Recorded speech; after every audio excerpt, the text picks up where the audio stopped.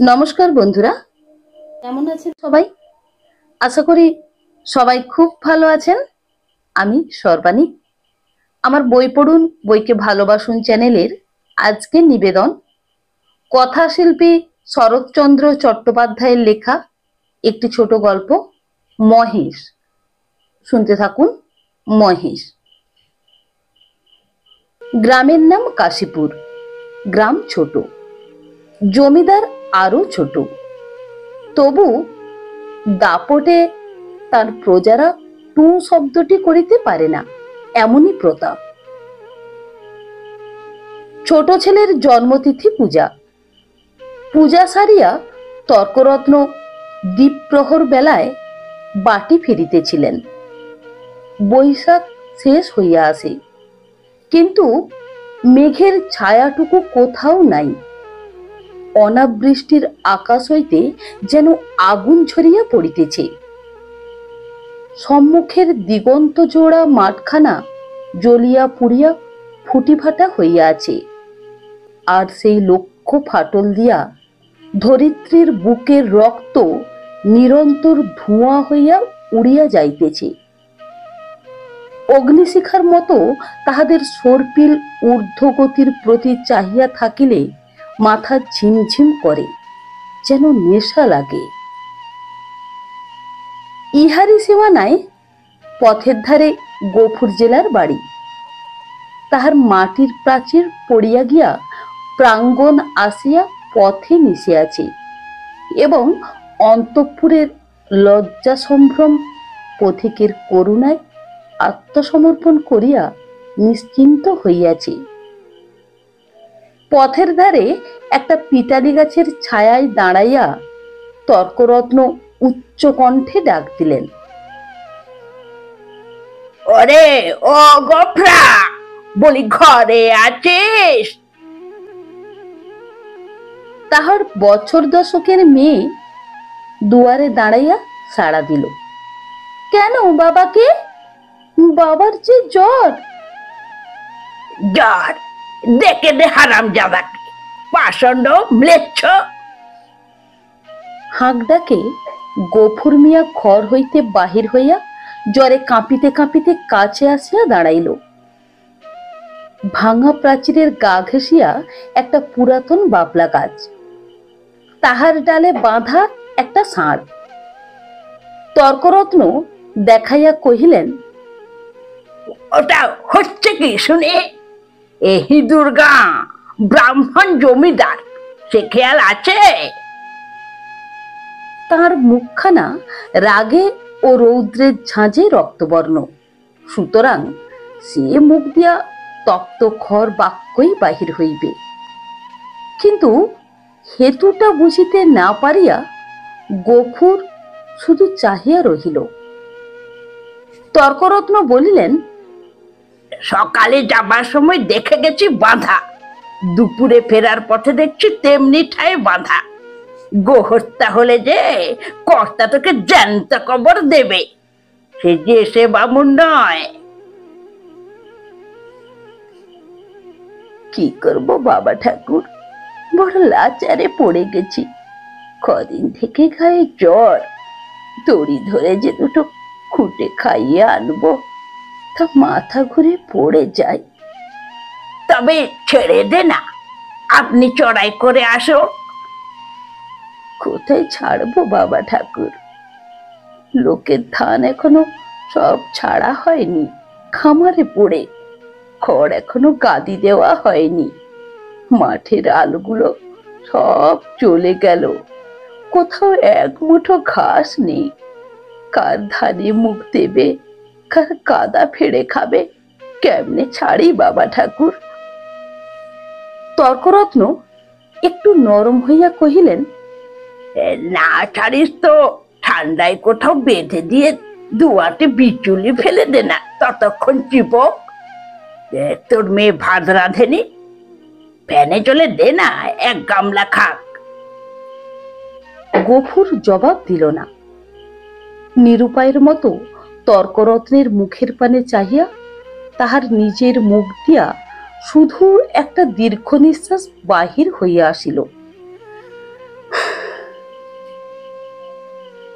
তর্করত্ন বলিলেন, তাও নেই বুঝি? কি করলি খড়? ভাগে এবার যা পেলি সমস্ত বেচে পেটায় নম। গরুটার জন্য এগাটি ফেলে রাখতে নেই বেটা কসাই। এই নিষ্ঠুর অভিযোগে গফুরের যেন বাক্রোধ হইয়া গেল। ক্ষণিক পরে ধীরে ধীরে কহিল, কাহান খাপে খড় এবার ভাগ্যে পেয়েছিলাম, কিন্তু গ্যালোসনের বকেয়া বলে কর্তামশাই সব ধরে রাখলেন। কেঁদে কেটে হাতে পায়ে পড়ে বললাম, বাবু মশাই, হাকিম তুমি, তোমার রাজত্ব ছেড়ে আর পালাবো কোথায়? আমাকে 15 পিচুলি না হয় দাও। চালে খড় নেই, একখানি খড়, বাপ বেটিতে থাকি, তাও না হয় তাল পাতার গোঁজা গোঁজা দিয়ে হে বর্ষাটা কাটিয়ে দেব, কিন্তু না খেতে পেয়ে আমার মহেশ মরে যাবে। তর্করত্ন হাসিয়া কহিলেন, ইস, সাত করে আবার নাম রাখা হয়েছে মহেশ, হেসে বাঁচেনি। কিন্তু এ বিদ্রুপ গফুরের কানে গেল না। সে বলিতে লাগিল, কিন্তু হাকিমের দয়া হলো না। মাস দুয়ের খোরাকের মতো ধান দুটি আমাদের দিলেন, কিন্তু বেবাক খড় সরকারের কাদা হয়ে গেল। ও আমার কুটোটি পেরে না। বলিতে বলিতে কণ্ঠস্বর তাহার অশ্রু ভারে ভারী হইয়া উঠিল। কিন্তু তর্করত্নের তাহাতে করুণার উদয় হইল না। কহিলেন, আচ্ছা মানুষ তো তুই, খেয়ে রেখেছিস, দিবি নে? জমিদার কি তোকে ঘর থেকে খাবে নাকি? তোরা তো রামরাজত্বে বাস করিস, ছোট লোক কিনা, তাই তার নিন্দে করে মরিস। গফুর লজ্জিত হইয়া বলিল, নিন্দে করব কেন বাবা ঠাকুর? নিন্দে তার আমরা করি দে, কিন্তু কোথা থেকে দিই বলো তো? বিঘে চারেক জমি ভাগ্যে করি, কিন্তু উপরি উপরি 200 আজন্মা। মাঠের ধান মাঠে শুকিয়ে গেল, বাপ বেটিতে দুবেলা দুটো পেট ভরে খেতে পর্যন্ত পাইনি। খড়ের পানে চেয়ে দেখো, বৃষ্টি বাদলে মেয়েটাকে নিয়ে কোণে বসে রাত কাটাই, পা ছড়িয়ে শোবার ঠাঁই মেলে না। মহেশকে একটি বার তাকিয়ে দেখো, পাঁচরা গোনা যাচ্ছে। দাও না ঠাকুর মশাই, কাহান 2 ধার, গরুটাকে 2 দিন পেট পুরে খেতে দেই। বলিতে বলিতেই সে ধপ করিয়া ব্রাহ্মণের পায়ের কাছে বসিয়া পড়িল। তর্করত্ন তীরবৎ 2 পা পিছাইয়া গিয়া কহিলেন, আহ, মর ছুঁয়ে ফেলবি নাকি? না বাবা ঠাকুর, ছোবো কেন, ছোবো না, কিন্তু দাও এবার আমাকে কাহান 2 খড়। তোমার 4 গাদা সেদিন দেখে এসেছি, এ কটি দিলে তুমি টেরও পাবে না। আমরা না খেয়ে মরি, ক্ষতি নেই, কিন্তু ও আমার অবলা জীব, কথা বলতে পারে না, শুধু চেয়ে থাকে আর চোখ দিয়ে জল পড়ে। তর্করত্ন কহিল, ধার নিবি? সুদপিট করে শুনি। গফুর আশান্বিত হইয়া ব্যগ্রস্বরে বলিয়া উঠিল, যেমন করে পারি শুধবো বাবা ঠাকুর, তোমাকে ফাঁকি দেব না। তর্করত্ন মুখে এক প্রকার শব্দ করিয়া গফুরের ব্যাকুল কণ্ঠের অনুকরণ করিয়া কহিলেন, ফাঁকি দেব না, যেমন করে পারি শুধবো। রসিক নাগর, যা যা, সর পথ ছাড়, ঘরে যাই, বেলা বয়ে গেল। এই বলিয়া তিনি একটু মুচকিয়া হাসিয়া পা বাড়াইয়া সহসা সভয়ে পিছাইয়া গিয়া সক্রোধে বলিয়া উঠিলেন, আমার চিংড়ে আসে যে, গুতবে নাকি? গফুর উঠিয়া দাঁড়াইল। ঠাকুরের হাতে ফলমূল ও ভিজা চালের পুঁটুলি ছিল, সেইটা দেখাইয়া কহিল, গন্ধ পেয়েছে, এক মুঠো খেতে চায়। খেতে চায় তা বটে, যেমন চাষা তার তেমনি বলদ। কর জোটে না, চাল কলা খাওয়া চাই। নে নে, পাট থেকে সরিয়ে বাঁধ। যে সিং কোন দিন দেখছি কাকে খুন করবে। এই বলিয়া তর্করত্ন পাশ কাটাইয়া হন হন করিয়া চলিয়া গেল। গফুর সেদিক হইতে দৃষ্টি ফিরাইয়া ক্ষণকাল স্তব্ধ হইয়া মহেশের মুখের দিকে চাহিয়া রহিল। তাহার নিবিড় গভীর কালো চোখ দুটি বেদনা ও ক্ষুধায় ভরা। ওদের অনেক আছে, তবু দেয় না, না দিকে। তাহার গলা বুঝিয়া আসিল। তারপরে চোখ দিয়া টপ টপ করিয়া জল পড়িতে লাগিল। কাছে আসিয়া নীরবে ধীরে ধীরে তাহার মাথায়, গলায়, পিঠে হাত বুলাইয়া দিতে দিতে চুপি চুপি বলিতে লাগিল, মহেশ, তুই আমার ছেলে, তুই আমাদের আর্সন প্রতিপালন করে বুড়ো হয়েছিস। তোকে আমি পেট পুরে খেতে দিতে পারিনি, কিন্তু তুই তো জানিস তোকে আমি কত ভালোবাসি। মহেশ প্রত্যুত্তরে শুধু গলা বাড়াইয়া আরামে চোখ বুজিয়া রহিল।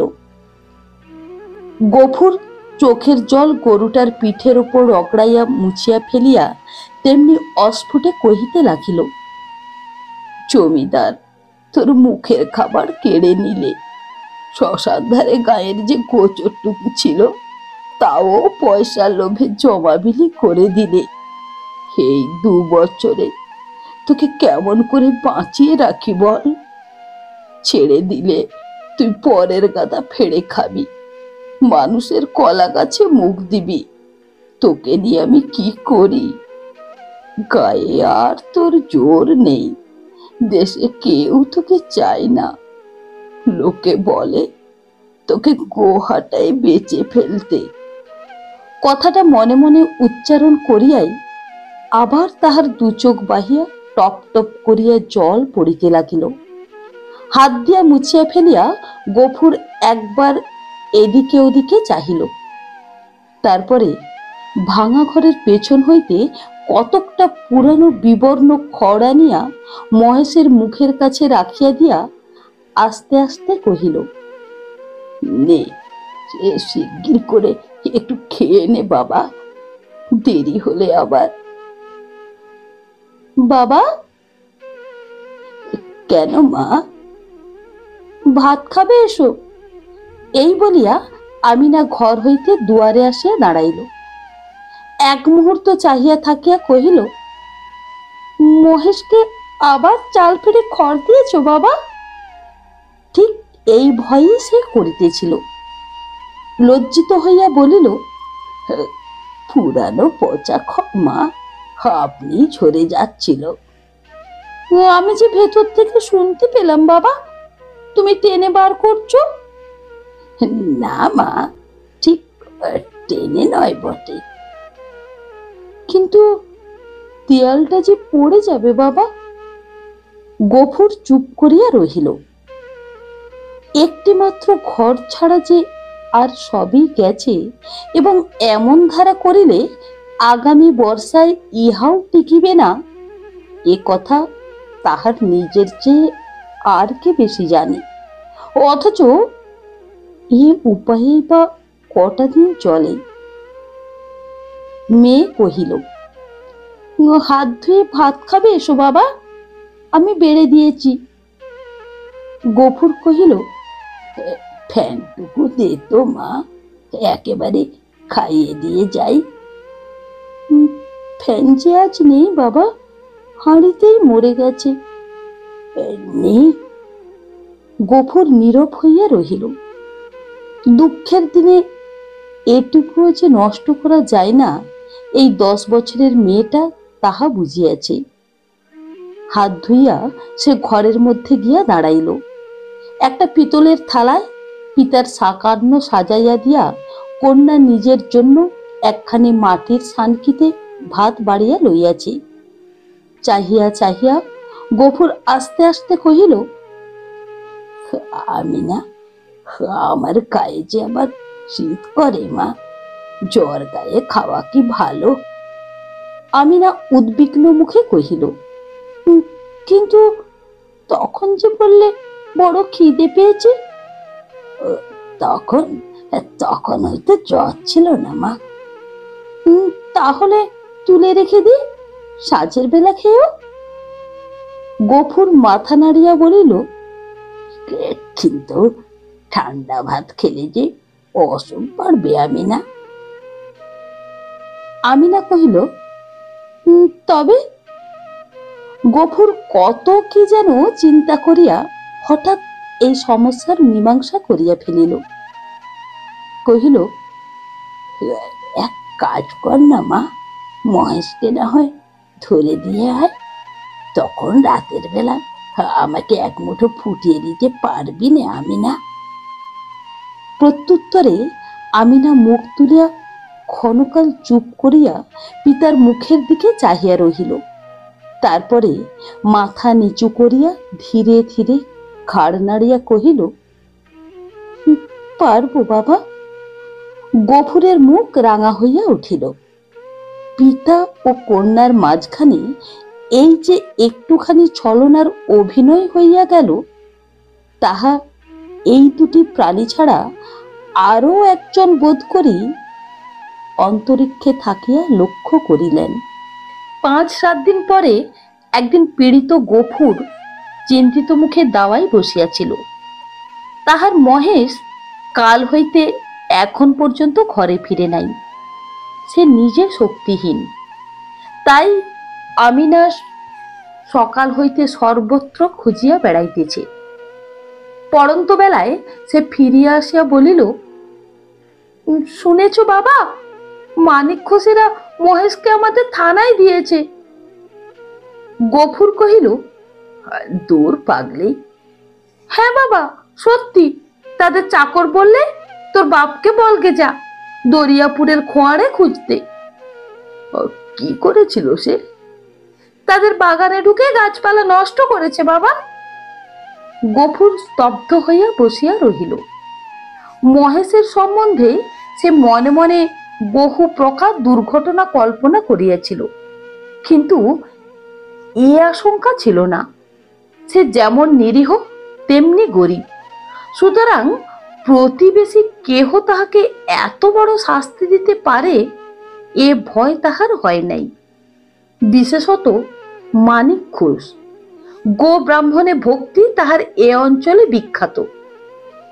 মেয়ে কহিল, বেলা যে পড়ে এলো বাবা, মহেশকে আনতে যাবে না? গফুর বলিল, না। কিন্তু তারা যে বললে 3 দিন হলেই পুলিশের লোক তাকে গোহাটায় বেচে ফেলবে। গফুর কহিল, ফেলুক গে। গোহাটা বস্তুটা যে ঠিক কি আমিনা তাহা জানিত না, কিন্তু মহেশের সম্পর্কে ইহার উল্লেখ মাত্রই তাহার পিতা যে কিরূপ বিচলিত হইয়া উঠিত ইহা সে বহুবার লক্ষ্য করিয়াছে। কিন্তু আজ সে আর কোনো কথা না কহিয়া আস্তে আস্তে চলিয়া গেল। রাত্রের অন্ধকারে লুকাইয়া গফুর বংশীর দোকানে আসিয়া কহিল, খুড়ো, একটা টাকা দিতে হবে। এই বলিয়া সে তাহার পিতলের থালাটি বসিবার মাচার নিচে রাখিয়া দিল। এই বস্তুটির ওজন ইত্যাদি বংশীর সুপরিচিত। বছর 2 মধ্যে সে 5 ইহাকে বন্ধক রাখিয়া একটি করিয়া টাকা দিয়াছি। অতএব আজও আপত্তি করিল না। পরদিন যথাস্থানে আবার মহেশকে দেখা গেল। সেই পাবলাতলা, সেই দড়ি, সেই খুঁটা, সেই তৃণহীন শূন্য আধার, সেই ক্ষুধাতুর কালো চোখের সজল উৎসুক দৃষ্টি। একজন বুড়ো গোছের মুসলমান তাকে অত্যন্ত তীব্র চক্ষু দিয়া পর্যবেক্ষণ করিতেছিল। অদূরে একধারে দুই হাঁটু জড়ো করিয়া গফুর মিয়া চুপ করিয়া বসিয়াছিল। পরীক্ষা শেষ করিয়া বুড়ো চাদরের খুঁট হইতে একখানি 10 টাকার নোট বাহির করিয়া তাহার ভাঁজ খুলিয়া বার মসৃণ করিয়া লইয়া তাহার কাছে গিয়া কহিল, আর ভাঙবো না, এই পুরোপুরি দিলাম, নাও। গফুর হাত বাড়াইয়া গ্রহণ করিয়া তেমনি নিঃশব্দে বসিয়া রহিল। যে দুইজন লোক সঙ্গে আসিয়াছিল তাহারা গরুর দড়ি খুলিবার উদ্যোগ করিতেই কিন্তু সে আকস্মাৎ সোজা উঠিয়া দাঁড়াইয়া উদ্ধত কণ্ঠে বলিয়া উঠিল, দড়িতে হাত দিও না বলছি, খবরদার বলছি, ভালো হবে না। তাহারা চমকিয়া গেল। বুড়ো আশ্চর্য হইয়া কহিল, কেন? গফুর তেমনি রাগিয়া জবাব দিল, কেন আবার কি? আমার জিনিস আমি বেচবো না, আমার খুশি। এই বলিয়া সে নোটখানা ছুড়িয়া ফেলিয়া দিল। তাহারা কহিল, কাল যে পথে আসতে বায়না নিয়ে এলে যে, এই নাও তোমাদের বায়না ফিরিয়ে। এই বলিয়া সে ট্যাগ হইতে 2 টাকা বাহির করিয়া ঝনাত করিয়া ফেলিয়া দিল। একটা কলহ বাঁধিবার উপক্রম হয় দেখিয়া বুড়ো হাসিয়া ধীরভাবে কহিল, চাপ দিয়া আর 2 টাকা বেশি নেবে, এই তো দাও। হয়ে পানি খেতে ওর মেয়ের হাতে 2 টাকা দাও, কেমন? এই না না, কিন্তু এর বেশি কেউ একটা আধলা দেবে না, তা জানো? গফুর সজোরে মাথা নাড়িয়া কহিল, না। বুড়ো বিরক্ত হইল, কহিল, না তো কি, চামড়াটাই যে দামে বিকবে, নইলে মাল আর আছে কি? তোবা তোবা। গফুরের মুখ দিয়া হঠাৎ একটা বিশ্রী কটু কথা বাহির হইয়া গেল এবং পরক্ষণেই সে ছুটিয়া গিয়া নিজের ঘরে ঢুকিয়া চিৎকার করিয়া শাসাইতে লাগিল যে তাহারা যদি অবিলম্বে গ্রাম ছাড়িয়া না যাইত, জমিদারের লোকটাকে জুতা পেটা করিয়া ছাড়িবে। হাঙ্গামা দেখিয়া লোকগুলা চলিয়া গেল, কিন্তু কিছুক্ষণে জমিদারের সদর হইতে তাহার ডাক পড়িল। গফুর বুঝিল এ কথা কর্তার কানে গিয়াছে। সদরে ভদ্র অভদ্র অনেকগুলি ব্যক্তি বসিয়াছিল। শিবুবাবু চোখ রাঙা করিয়া কহিলেন, গপরা, তোকে যে আমি কি সাজা দেব ভেবে পাইনি। কোথায় বাস করে আছিস জানিস? গফুর হাত জোড়ো করিয়া কহিল, জানি, আমরা খেতে পাইনি, নইলে আজ আপনি যা জরিমানা করতেন আমি না করতাম না। সকলেই বিস্মিত হইল। এই লোকটাকে জেদি এবং বদমেজাজি বলিয়াই তাহারা জানিত। সে কাঁদো কাঁদো হইয়া কহিল, এমন কাজ আর কখনো করব না কর্তা। এই বলিয়া সে নিজের 2 হাত দিয়া নিজের 2 কান মলিল এবং প্রাঙ্গণের একদিক হইতে আর একদিক পর্যন্ত নাক্ষত দিয়া উঠিয়া দাঁড়াইল।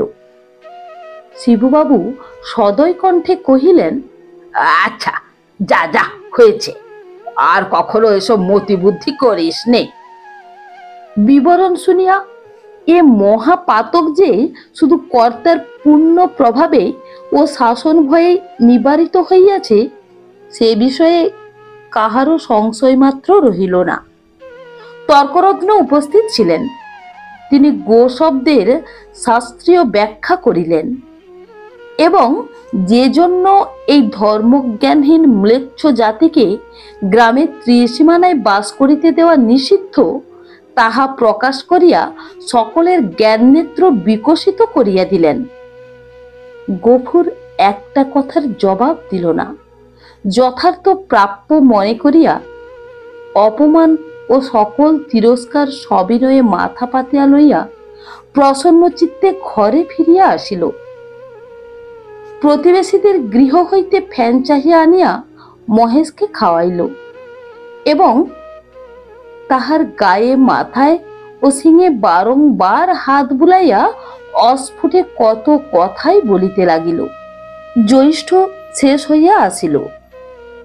রুদ্রের যে মূর্তি একদিন শেষ বৈশাখে আত্মপ্রকাশ করিয়াছিল, সে যে কত ভীষণ, কত বড় কঠোর হইয়া উঠিতে পারে, তাহা আজিকার আকাশের প্রতি না চাহিলে উপলব্ধি করাই যায় না।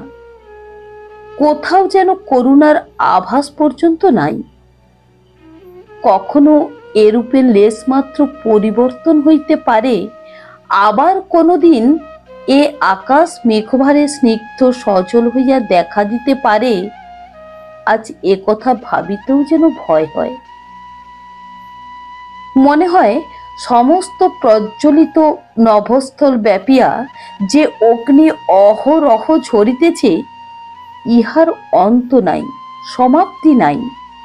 সমস্ত নিঃশেষে দগ্ধ হইয়া না গেলে এ আর থামিবে না। এমনই দিনে দ্বীপ্রহর বেলায় গফুর ঘরে ফিরিয়া আসিল। পরের দ্বারে জন্মজুর খাটা তাহার অভ্যাস নয় এবং মাত্র 3-4-5 তাহার জ্বর থামিয়াছে। কিন্তু দেহ যেমন দুর্বল তেমনি শ্রান্ত। তবুও আজ সে কাজের সন্ধানে বাহির হইয়াছিল, কিন্তু এই প্রচণ্ড রৌদ্র কেবল তাহার মাথার উপর দিয়া গিয়াছে, আর কোনো ফল হয় নাই। ক্ষুধায়, পিপাসায় ও ক্লান্তিতে সে প্রায় অন্ধকার দেখিতেছিল।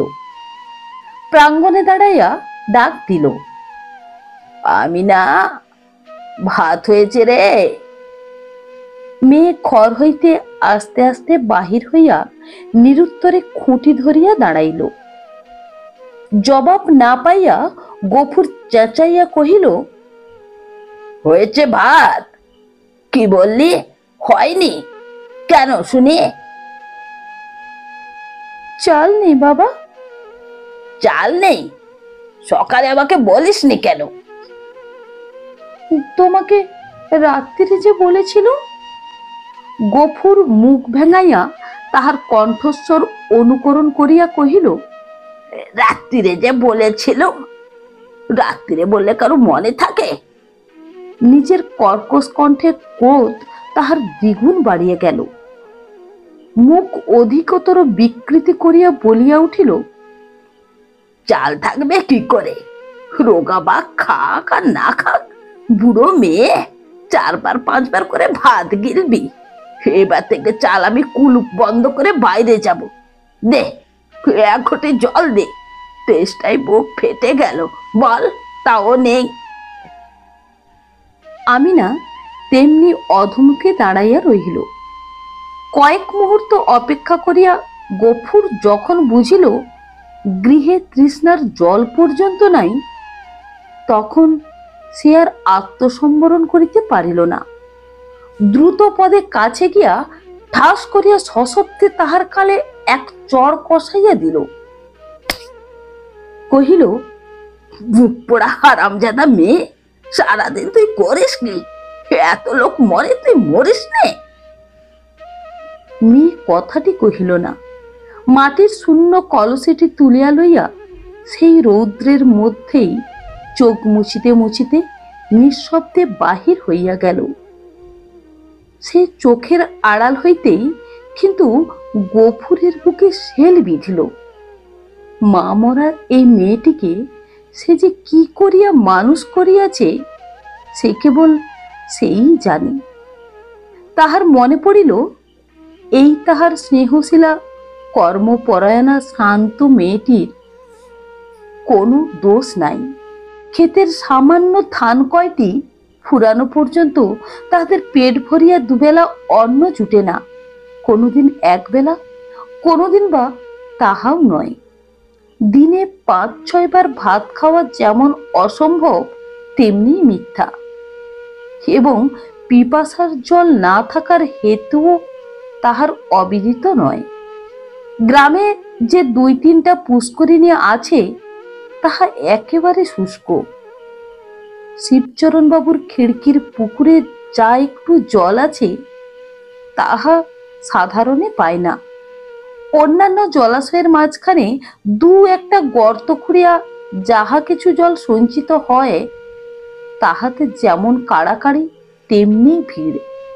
বিশেষত মুসলমান বলিয়া এই ছোট মেয়েটা তো কাছেই ঘেঁষিতে পারে না।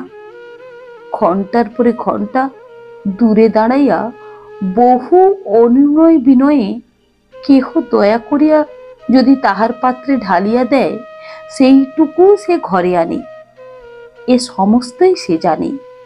হয়তো আর জল ছিল না, কিংবা কাড়াকাড়ির মাঝখানে কেহ মেয়েকে তাহার কৃপা করিবার অবসর পাই নাই, এমনই কিছু একটা হইয়া থাকিবে নিশ্চয় বুঝিয়া তাহার নিজের চোখেও জল ভরিয়া আসিল। এমনই সময়ে জমিদারের পিয়াদা যমদূতের ন্যায় আসিয়া প্রাঙ্গণে দাঁড়াইল, চিৎকার করিয়া ডাকিল, গফরা, ঘরে আছিস? গফুর তিক্ত কণ্ঠে সাড়া দিয়া কহিল, আছি। কেন? বাবু মশাই ডাকছেন, আয়। গফুর কহিল, আমার খাওয়া দাওয়া হয়নি, পরে যাব।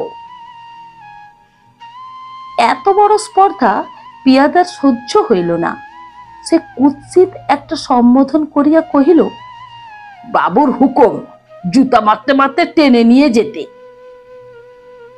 গফুর দ্বিতীয়বার আত্মবিস্মৃত হইল। সেও একটা দুর্বাক্য উচ্চারণ করিয়া কহিল, মহারানীর রাজত্বে কেউ কারো গোলাম নয়, খাজনা দিয়ে বাস করি, আমি যাব না। কিন্তু সংসারে অত ক্ষুদ্রের অত বড় দোহাই দেওয়া শুধু বিফল নয়, বিপদের কারণ। রক্ষা এই যে অত ক্ষীণ কণ্ঠ অত বড় কানে গিয়া পৌঁছায় না, না হইলে তাহার মুখের অন্ন ও চোখের নিদ্রা দুই ঘুচিয়া যাইত। তাহার পরে কি ঘটিল বিস্তারিত করিয়া বলার প্রয়োজন নাই। কিন্তু ঘণ্টাখানেক পরে যখন সে জমিদারের সদর হইতে ফিরিয়া ঘরে গিয়া নিঃশব্দে ঘুমাইয়া পড়িল, তখন তাহার চোখ মুখ ফুলিয়া উঠিয়াছে। তাহার এত বড় শাস্তির হেতু প্রধানত মহেশ। গফুর বাটি হইতে বাহির হইবার পরে সেও দড়ি ছিঁড়িয়া বাহির হইয়া পড়ে এবং জমিদারের প্রাঙ্গণে ঢুকিয়া ফুল গাছ খাইয়াছে, ধান শুকাইতেছিল তাহা ফেলিয়া ছড়াইয়া নষ্ট করিয়াছে। পরিশেষে ধরিবার উপক্রম করায় বাবুর ছোট মেয়েকে ফেলিয়া দিয়া পলায়ন করিয়াছে। এইরূপ ঘটনা এই প্রথম নয়, ইতিপূর্বেও ঘটিয়াছে। শুধু গরিব বলিয়াই তাহাকে মাপ করা হইয়াছিল। পূর্বের মতো এবারও সে আসিয়া হাতে পায়ে পড়িলে হয়তো ক্ষমা করা হইত, কিন্তু সে যে কর দিয়া বাস করে বলিয়া কাহারও গোলাম নয় বলিয়া প্রকাশ করিয়াছে, প্রজার মুখের এত বড় স্পর্ধা জমিদার হইয়া শিবচরণ বাবু কোনো মতেই সহ্য করিতে পারেন নাই।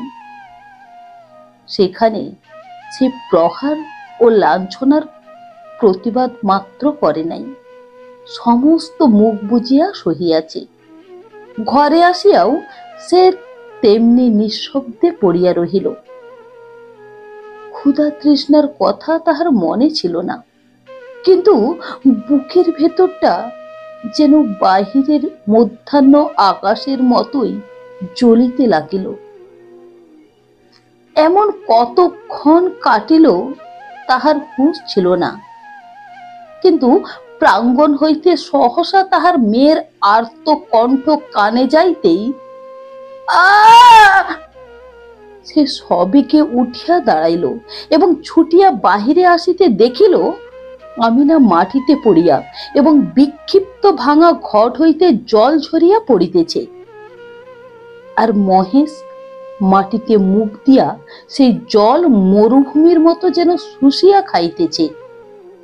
চোখের পলক পড়িল না। গফুর দিকবিদিক জ্ঞান শূন্য হইয়া গেল। মেরামত করিবার জন্য কাল সে তাহার লাঙলের মাথাটা খুলিয়া রাখিয়াছিল, তাহাই দুই হাতে গ্রহণ করিয়া সে মহেশের অবনত মাথার উপরে সজোরে আঘাত করিল। একটিবার মহেশ মুখ তুলিবার চেষ্টা করিল, তাহার পরেই তাহার অনাহার ক্লিষ্ট শীর্ণ দেহ ভূমিতলে লুটাইয়া পড়িল। চোখের কোণ বাহিয়া কয়েক বিন্দু অশ্রু ও কান বাহিয়া কয়েক ফোঁটা রক্ত গড়াইয়া পড়িল। বার দুই সমস্ত শরীরটা তাহার থর থর করিয়া কাঁপিয়া উঠিল। তারপরে সম্মুখ ও পশ্চাতের পা দুটো তাহার যত দূর যায় প্রসারিত করিয়া দিয়া মহেশ শেষ নিঃশ্বাস ত্যাগ করিল। আমিনা কাঁদিয়া উঠিয়া বলিল, কি করিলে বাবা, আমাদের মহেশ যে মরে গেল।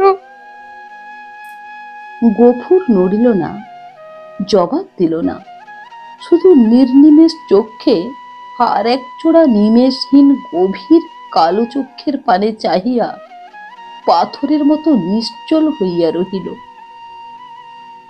ঘণ্টা দুয়ের মধ্যে সংবাদ পাইয়া গ্রামান্তের মুচির দল আসিয়া জুটিল। তাহারা বাঁশে বাঁধিয়া মহেশকে ভাগাড়ে লইয়া চলিল।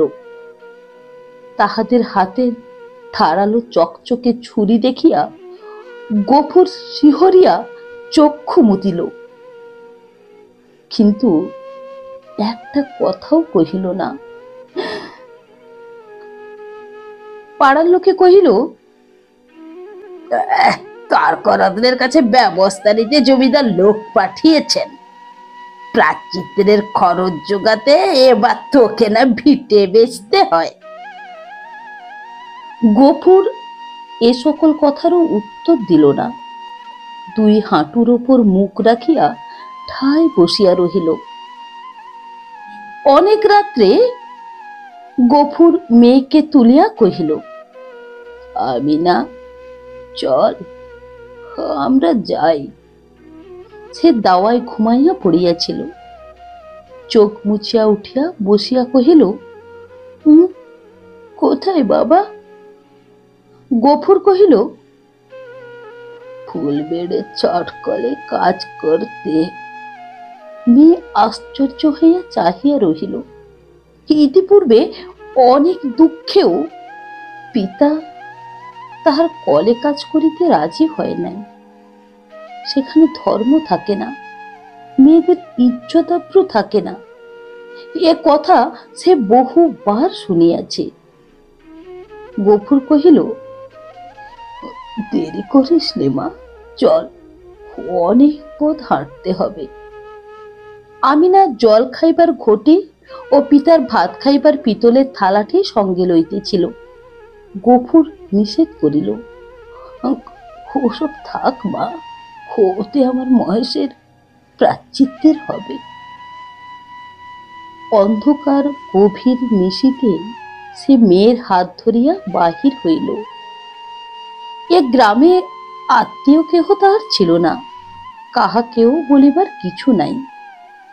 আঙিনা পার হইয়া পথের ধারে সেই বাবলা তলায় আসিয়া সে থমকিয়া দাঁড়াইয়া সহসা হু হু করিয়া কাঁদিয়া উঠিল। নক্ষত্র খচিত কালো আকাশে মুখ তুলিয়া বলিল, আল্লাহ, আমাকে যত খুশি সাজা দিও, কিন্তু মহেশ আমার তেষ্টা নিয়ে মরেছে। তার চরে খাবার এতটুকু জমি কেউ রাখেনি। যে তোমার দেওয়া মাঠের ঘাস তোমার দেওয়া তেষ্টার জল তাকে খেতে দেয়নি, তার কসুর তুমি যেন কখনো মাফ করো না। বন্ধুরা, আমার এই গল্প পাঠ যদি আপনাদের ভালো লেগে থাকে তাহলে আমার গল্পটিতে একটি লাইক দিয়ে আমার চ্যানেলটি সাবস্ক্রাইব করে আমার সঙ্গে থাকার অনুরোধ রইল। নমস্কার।